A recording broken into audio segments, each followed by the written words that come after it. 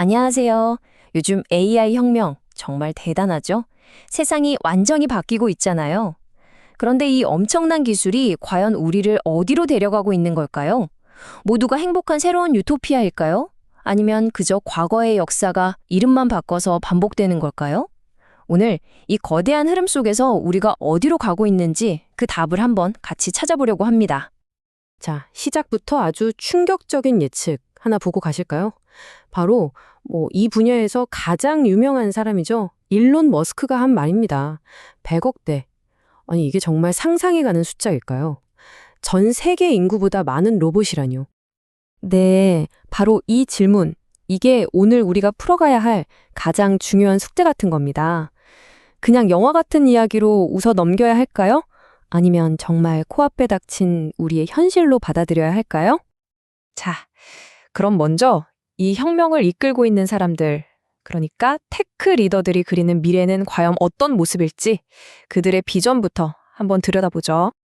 2026년이라 와, 이거 정말 얼마 안 남은 거잖아요. 머스크는 이때가 되면 우리가 범용 인공지능, 즉 AGI를 갖게 될 거라고 예측합니다. 그러니까 지금 우리가 쓰는 AI랑 앞으로 올 AGI는요, 그냥 좀 더 좋아지는 수준이 아니라 아예 차원이 다른 개념이에요. 지금 챗 GPT 같은 AI는 특정 문제만 푸는 말하자면 똑똑한 도구잖아요. 근데 AGI는 달라요. 진짜 인간처럼 스스로 생각하고 배우고 어떤 문제든 척척 해결해내는 영화 아이언맨에 나오는 자비스 생각하시면 딱 맞습니다. 이건 단순한 업그레이드가 아니라 완전히 새로운 지능의 탄생을 의미하는 거죠. 근데 머스크의 예측은 여기서 끝이 아닙니다. 더 엄청난 이야기들이 나와요. 로봇이 모든 힘든 일을 다 해주니까 인간은 더 이상 생계를 위해 일할 필요가 없어진다는 겁니다. 그래서 그냥 기본소득이 아니라 보편적 고소득 시대가 온다는 거예요. 심지어 의사나 외과 의사보다 로봇이 더 뛰어날 거라고 하고요. 미래에는 AI 칩과 에너지를 가진 나라가 세계 최강국이 된다고 합니다. 말 그대로 국가의 힘을 재는 척도 자체가 바뀌는 거죠. 정말 어마어마한 변화입니다. 그런데 말이죠. 이렇게 세상이 뒤집힐 거라는 예측, 이게 과연 처음 있는 일일까요? 자, 잠시 미래에서 눈을 돌려서 과거로 한번 가보겠습니다. 어쩌면 지금 우리가 겪는 이 모든 게 과거에 있었던 어떤 일의 거대한 메아리일지도 모릅니다. 네, 맞습니다. 바로 200여 년 전에 있었던 산업혁명이죠. 그때도 새로운 기술이 나타나서 세상을 완전히 뒤엎어버렸거든요. 생각해보세요. 증기기관이 나타나서 수많은 공장들이 생겨났고 전기가 발명되면서 인간의 활동 시간이 밤까지 늘어났잖아요. 또 석유가 나오면서 마차는 자동차로 바뀌었고요. 이게 단순히 그냥 편해졌다 수준이 아니었던 거죠. 사회 구조 전체 그리고 세계 권력의 지도까지 완전히 새로 그리는 그런 사건들이었습니다. 자, 여기서 정말 흥미로운 지점이 하나 나옵니다. 19세기 철학자 칼 마르크스가 외쳤던 생산수단으로부터의 노동 해방. 이게 놀랍게도 21세기 혁신가 일론 머스크가 말하는 노동의 종말과 딱 맞닿아 있다는 거예요. 정말 역사의 아이러니 아닌가요? 하지만 물론 역사가 그대로 반복되진 않죠. 과거 산업혁명과 지금의 AI 혁명 사이에는 아주 결정적인 차이점이 하나 있습니다. 그리고 이게 제일 중요해요. 그 핵심적인 차이가 뭐냐? 바로 이겁니다. 산업혁명 때는 일자리가 전환됐어요. 무슨 말이냐면 농부가 일자리를 잃었지만 공장 노동자가 됐고 마부가 사라졌지만 대신 택시기사가 됐죠. 새로운 일이 생긴 거예요. 그런데 AI 혁명은 좀 다를 수 있다는 겁니다. 일자리를 전환시키는 걸 넘어서 아예 삭제해버릴 수 있다는 거죠. 특히 회계사, 변호사 같은 전문직, 소위 화이트 칼라 일자리까지도요. 자, 이렇게 판을 완전히 뒤엎을 수 있는 잠재력 때문에 이제 AI 기술은 단순히 기술이 아니라 국가 간의 패권 경쟁, 그 중심에 서게 됐습니다. 시야를 좀 더 넓혀서 이 글로벌 경쟁 구도를 한번 살펴보죠.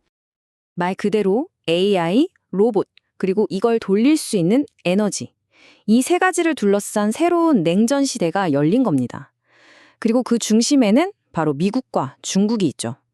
두 나라는 지금 미래기술 패권을 잡기 위해서 정말 막대한 돈을 쏟아부으면서 치열하게 싸우고 있습니다. 그런데 여기서 또 하나의 아이러니가 등장합니다. 이렇게 혁신에 이끌고 있는 미국과 중국, 두 나라 모두 아주 심각한 내부 문제를 앓고 있다는 거예요. 바로 일자리가 불안하고 부의 불평등이 너무 심하다는 거죠. 미국에서는 전통적인 제조업 일자리가 사라지고 있고 중국에서는 청년 실업이 심각한 문제죠. 물론 이건 남의 얘기가 아닙니다. 우리나라도 이 거대한 흐름에서 결코 자유로울 수 없겠죠. 결국 문제의 본질은 이겁니다. 이게 미국식 자본주의든 중국식 국가 시스템이든 상관없이 기술 발전으로 생긴 그 어마어마한 부가 국민 전체에게 돌아가는 게 아니라 최상층에 있는 소수의 기업이나 국가 권력에 집중되고 있다는 사실이죠. 그러니까 전체 파이는 엄청나게 커졌는데 대부분의 사람들은 오히려 더 작은 조각을 받거나 아예 몫을 잃어가고 있는 상황인 겁니다. 자, 이제 결론으로 가보겠습니다. 결국 이 모든 이야기는 단순히 기술이 얼마나 발전했나의 문제가 아닙니다. 이건 정치의 문제고 우리 사회의 운영 방식에 대한 문제로 넘어가게 됩니다. 자, 한번 상상해보죠. 만약에 기술이 정말 우리 모두가 먹고 살기에 충분한, 어쩌면 그 이상의 부를 만들어낸다고 칩시다. 그럼 진짜 중요한 질문은 이거겠죠. 그 넘쳐나는 부를 우리는 과연 어떻게 공정하게 나눌 수 있을까요? 그리고 더 나아가서 가장 근본적인 질문입니다. 그 나누는 규칙은 대체 누가 정하는 걸까요? 네, 맞습니다. AI 시대의 가장 큰 도전은요, 더 똑똑한 코드를 짜거나 더 빠른 칩을 만드는 게 아니에요. 진짜 도전은 그 기술이 만들어낼 엄청난 이익을 어떻게 나눌 것인가, 그리고 그 규칙을 만드는 과정에 누가 참여할 것인가, 바로 이 정치적인 문제에 있습니다. 결국 AI가 우리에게 유토피아를 가져다 줄지 아니면 디스토피아를 가져다 줄지는 기술 그 자체가 결정하는 게 아닙니다.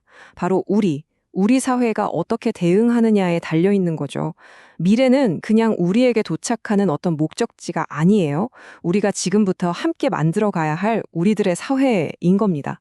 여러분은 어떤 미래를 만들고 싶으신가요? 이 질문을 던지면서 오늘 이야기 마무리하겠습니다.